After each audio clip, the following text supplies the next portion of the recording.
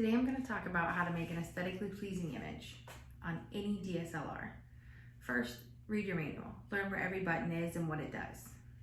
But the three main pieces to creating an image is your equipment and exposure triangle, your composition, and posing. The three pieces all go together to create a perfect image. You have to know how your equipment works and what it does. So learn how to do your exposure triangle. There are three parts to it: the shutter speed, ISO, and aperture. All three work together as a team and none is more important than the other. You need your shutter speed, which is how fast your shutter closes and how quick the image can be moving and what is captured to reduce blur. Every time you raise your shutter speed up, your image gets a little darker. So then that's when ISO comes in. And that is what allows light into your camera. So the higher you raise your ISO, the higher your shutter speed can be to create an even image. If you raise your ISO over 1,000, you'll probably get some grain. You have to be a little cautious when you decide how high to raise it, which is definitely why you try to shoot during daylight hours. Then you have your aperture, which is your depth of field, and that's how much distance you're creating that is in focus. Cameras go down to 1.2 or lower today, so I like to stay around 2.0 to 2.6 depending on if it's a single client and if I have multiple of subjects and they're going to be at different planes of the field, I want to have higher, closer to 3.6.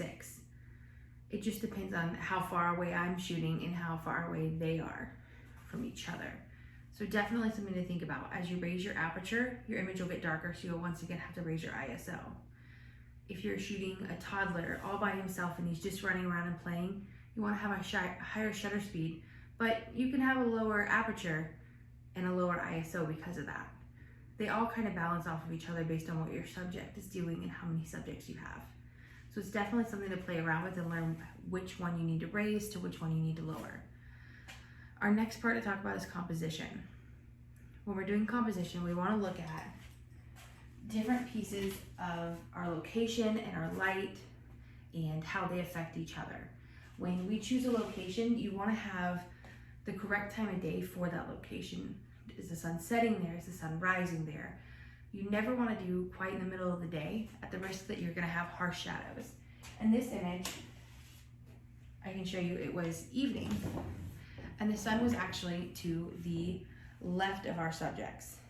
And so because we were in a location that had leading lines, which is what it's called when the building or something next to it comes into the subject and it draws your eye to them, you can see that on here, the lighting was not overhead, so there wasn't any harsh shadows, and it gave us equal lighting on the subject. And then our eyes are drawn to them based on the leading lines of the building on both sides coming in. Alleyways are great for leading lines, so are fence lines and shorelines. It just depends where you're shooting at that day. But then we have an image quite like this one, where the lighting was harsher because it was evening and it was sitting behind my subject. When you shoot here, we got creamy bokeh in the background. So notice I had a lower set aperture and only she's in focus. And back here is kind of blurred. And then I've got brighter light in the evening. When you choose your location, you also want to think about if you can't have access to leading lines that draw your eyes to them, then you want to make sure the background can be blurred or less in focus, so you see the eye drawn to them.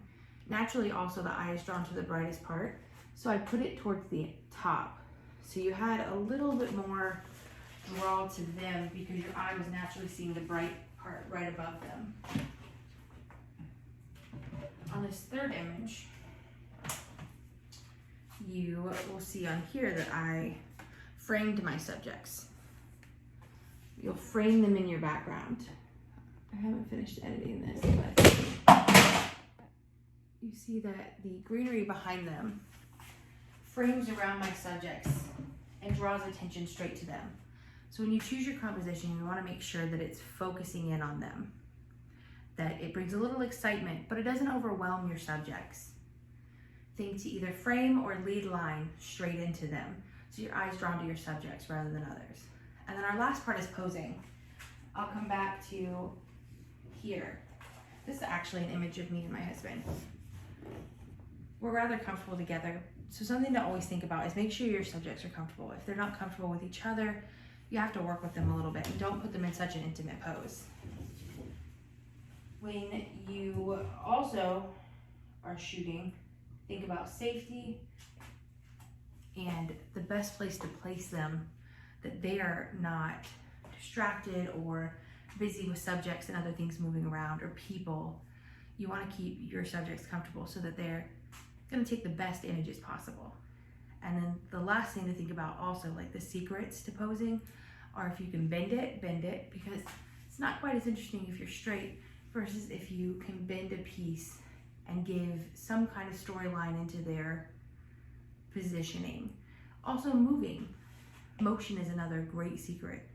If you can have someone leaning in to kiss, or tossing a baby in the air and they're giggling, or swooshing a dress. Motion is a great way to give an image a story, and that's the biggest part of what is aesthetically pleasing, is that there is something more interesting than just a captured image when it's a captured moment.